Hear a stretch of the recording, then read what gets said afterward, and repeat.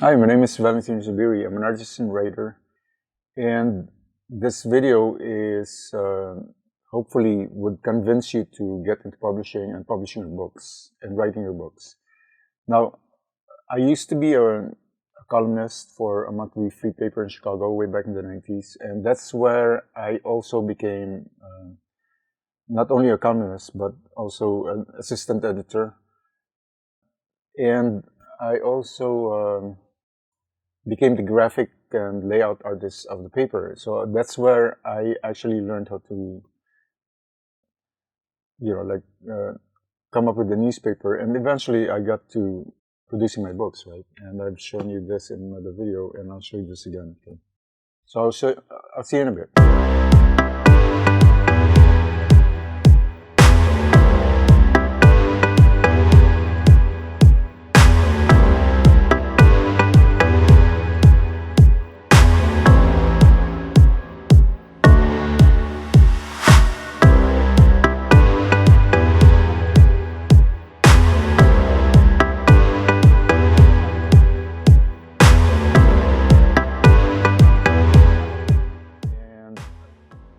Way back in the 90s, I was reading a lot of excuse me, self-improvement books and like marketing, advertising, how to brand yourself, brand your products.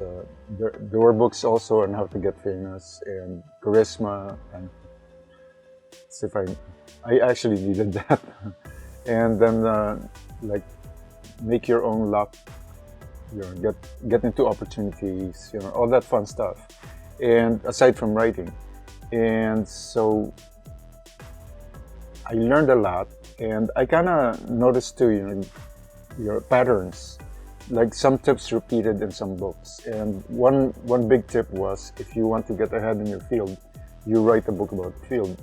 And so if you're in engineering field, for example, you're an engineer, you write something about engineering, you're actually leapfrogging over your bosses and actually even your company, because you'll eventually get yourself or ease into public speaking, and like how engineering conventions happen every year. Then like thousands of engineers from all these different thousands of companies would be listening to you speak. Okay, so that's actually a huge leapfrog, right? And it's the same with art. And there's another way of phrasing it. It's called triangulation. So there's myself and art, right? So that makes a line.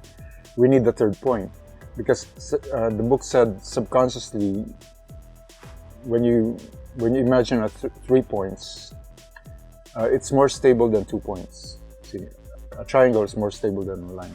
So the third should be related to your art and to my art and to me, right? And I came to the conclusion that I probably should write memoirs, biographies, art books, and art catalogs.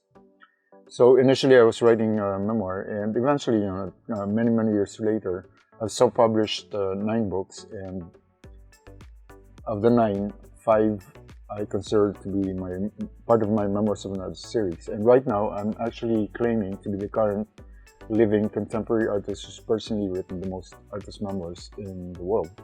Now, do I intend to contest that? No, of course not. Because anyone, I always believe that anyone can do this, but not everyone's gonna do it. Not everyone would get into this, And as I talk to you right now, for example, I immerse myself into the thing, right? Into the idea. So, it's like, imagine an egg, there's an interior and an exterior, right? And a lot of people would look at the exterior and not even consider the interior, and not realize that it might take so much work. But now, with 5 books out on Amazon that I consider to be part of my Memoirs of an Artist series, I'm also coming out with 5 more memoirs over the next 3 years. So that's what it's my natural thing now. See, so I know what my skills are. I know my skills in my art. I make tangible art, right? And I also know my skill in writing. Okay, so once again, I got my books. in a way, I'm encouraging you to get into this. Why would you wait 50, 100 years, or 250 years, 2,000 years for somebody to start writing about you when you can actually bring your laptop over to the nearest coffee shop and have your own caffeinated beverage, all that as much as you want. Like just get yourself all worked up and then start writing your memoirs. It may sound like it's no big deal, but when you get into this, here's the weird part. There's a difference between writing and art, and writers and artists. Now, the funny part is, with writers, if you go to the bookstore and pick up almost any book, there would be other writers endorsing that product, that written thing, that they didn't write, that somebody else wrote. They'd be endorsing that on the covers of the paper or, first few pages, whatever, And now, when it comes to art, artists, and I used to have this sentiment too, but I eased out of it. Okay? A lot of artists do not like to enter a gallery or enter museums. They think that by looking at other people's works, they might, these other works might influence them. And so it's like opposite, ways of looking at things, right? And I don't think that's a healthy thing, to be honest with you. Same thing, I also joined a theater group, right? And if there's anything I'd come to appreciate and realize, being in the theater group. Now, I wasn't an actor. I was making posters. I was usually part of production. And what I came to realize was that, during a play, the actors move back and forth, and the spotlight doesn't always follow the same artist or the same actor. It goes on and off, and it spotlights different actors in different scenes. So we need to be able to appreciate that, like be able to step back every once in a while and celebrate other people's works. Okay. So, but right now I'm going to show you my accomplishments, so you'll become more familiar with me. But at the same time, I want you to keep in mind that I'm doing this because I'd like for you to come to realize that like there's the permanence in books that you don't see in writing columns and getting featured in newspapers and magazines. So I'll show it to you. So that's my column. It's called Outspoken. It's a play of words from outspoken. And there's my book. So my columns are from 95, 96. And I also got featured in 1996 for my artistic statement for AIDS awareness. And if you compare that book is one single project, right? And every column that I ever made would be one single project as well. Now let me show you first my that I got featured in some papers. So that's a weekly for my AIDS awareness, and the next one would be monthly, weekly, and weekly. Now these are handouts for the events that I got in. Now that's a weekly, I believe. Interior of the weekly, and on the right you'll see my editor's page, and once in a while I also end up being mentioned on my editor's page, aside from my own column, my own pages. Now there's the masthead. Eventually I would be mentioned 3 times in the masthead, right? Because I was assistant editor editing the articles produced by my fellow columnists. And then I was a columnist, so I would be mentioned 2nd time, letter Z, okay. And then I was graphic artist and layout artist of the paper, so I got mentioned again, like a 3rd time. So there's 1, 2, 3. And so I learned how to make the newspaper, and that was a really good time. Now there's my publisher's page again, my editor's, and I was mentioning for AIDS awareness. Now look at that, there's Blagojevich, right? a few more years later, now in '96 he was running for Congress, and and then he became governor, and then a few more years after being governor, he got in trouble because he was corrupt. And so, if there's anything I can tell you right now, do not let this go to your head. Now there's myself, like my big excuse there was that I got shown on TV. I got interviewed on TV twice in 2 shows about my issue awareness, and so I featured myself. But yeah, it's a good excuse, right? So you find excuses for yourself. Now the following month, as I told you, I was also the graphic artist of the paper. Me and my publisher, we were 3 a.m. and 9 a.m. was going to be the time when the printer was going to pick up the paper. And we had to complete it, and we were like so sleepy at 3 a.m. We wanted to do something crazy, and it just occurred to us to do that. And we kind of woke up, and like many years later, after 1996, if you can imagine that, I don't regret it.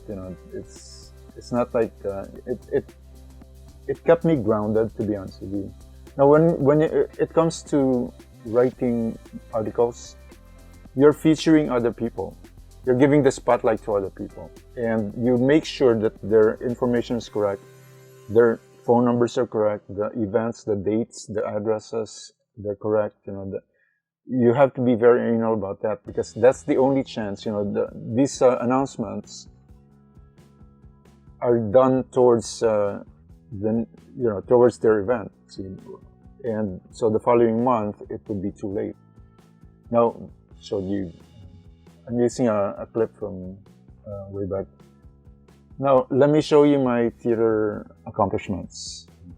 I wasn't a good actor, to be honest with you, but I was a good graphic artist, and so I made the posters. So that's a poster for the one production, and then that's the souvenir program for the same production. Now, there's a painting I did. I painted the work, and then I did the graphics after the painting. So I did both original art piece and graphics, and we had a small poster, a larger fold-out poster. Now the purpose of the smaller poster was to fit, like store bulletin boards in the community and windows, so we don't hog the space, right? And then there's even smaller postcard sized stuff. Now there's the souvenir program for that show. And once again, when you design these things, you do your best to be as anal as possible, with everything as accurate as possible, because there's no turning back. And as you can see, I did my best to feature everyone, not only the actors, but also the people in production and everyone else. We made sure, okay, now there's watching.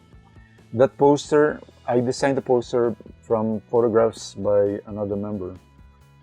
And that kept getting lost and getting stolen from where we were posting, because it's a really good looking poster. And there's another poster in souvenir program, that other show. And once again, I'm always anal about all these things, and I do my best, and I make sure that, sometimes I even show up during rehearsals and production meetings just so I can take photographs of these contributors. We're all volunteers, and made sure that they're given the right spotlight. That everyone gets to value the souvenir program, because as you can see, the souvenir program and the posters and all my columns, right? They're permanent, but here's the thing: the books are more permanent than these projects. And as you can see, each project is like each play is a project, but these books that I've actually helped others with their books as well. And these book projects are so much more permanent than everything that I've ever accomplished combined. Except, that obviously I wanted to, experience this so that I can, one of these days in 2022, like right now, I would be able to tell you all these things and encourage you to write your memoirs and your biographies, your art books, and your art catalogs. So thanks for listening, and I really appreciate it. I encourage you. You don't just all of a sudden get into this and become perfect. You have to immerse yourself and master as best as you can. For example, just imagine yourself. If you're an artist and your mastery of your art is there, right? How much time did you put in there?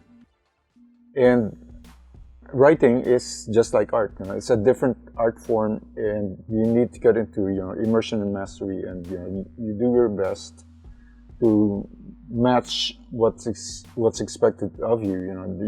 And I call that the industry standard. So we're entering this possibility of writing and publishing our books, our memoirs, biographies, art books, and our catalogs. I actually know myself now. I can tell you easily, with confidence, that I can come up with, and I'm already developing them and writing them. So I'll come up with 5 more memoirs over the next 3 years, together with my art, so my visual art. So thanks for listening, and I appreciate it, and hope you learned something from it.